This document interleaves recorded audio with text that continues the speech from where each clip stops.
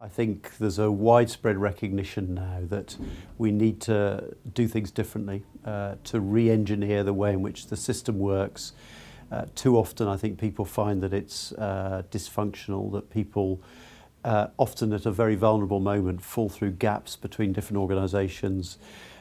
We've ended up investing a lot of money in acute care, repairing damage as it were once it's already done, but not nearly enough attention on preventing ill health and preventing a deterioration of health.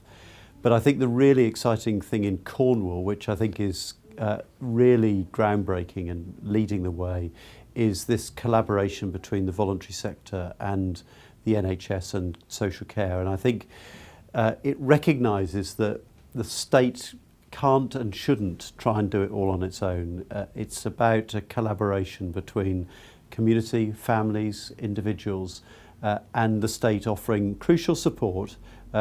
Very strong believer in the NHS, but it has to be that collaboration between the wider community. And I think what you're doing here is immensely inspiring, actually. I've been so impressed this afternoon listening to great leaders locally talking about how they're changing services and the impact that it's already having in the areas where they've done this. So I think my job is to try and change the system to encourage this sort of wonderful experimentation and development of a new way of doing things rather than the centre always blocking things. Well, Cornwall has quite an ageing population. I come from Norfolk, where my own constituency has one of the oldest age profiles in the country, and I think some parts of this county are very similar.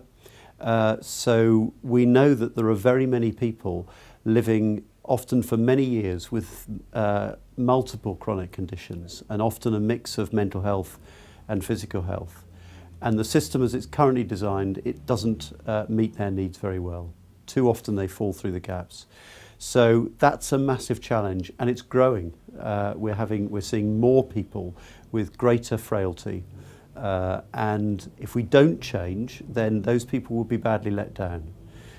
So it's a big challenge, but there's also an enormous opportunity, I think, to demonstrate how a different way of doing things can improve people's lives. I would say to everybody, play a part in this. Be part of something that's really innovative and really groundbreaking. And what I am hearing is that there's been no shortage of volunteers coming forward. If you're thinking about someone who is living on their own, I've just heard a case study this afternoon of an elderly lady with chronic conditions, living on her own, not seeing any member of the public, no friend or neighbour, apart from the formal care workers coming into her home, and not getting out of her house for, I think, something like 5 years.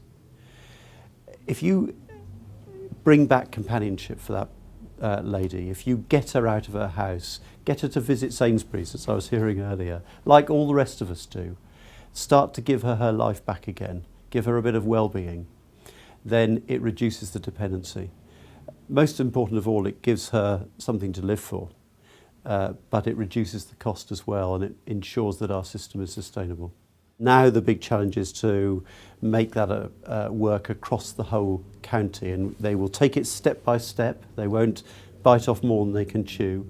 But I think in 2 or 3 years' time, we could see some really exciting results. I genuinely want to congratulate everybody who's been involved in this. When I encouraged local areas to come forward to become pioneers, I didn't really have any idea about the level of interest that there would be. But 99 parts of the country came forward with expressions of interest, and Cornwall worked its way all through that to emerge as one of the 14 pioneers. And that's something I think for people in Cornwall to be very proud of. But the leaders here are leading by example, and I'm enormously grateful to them for the work they're doing.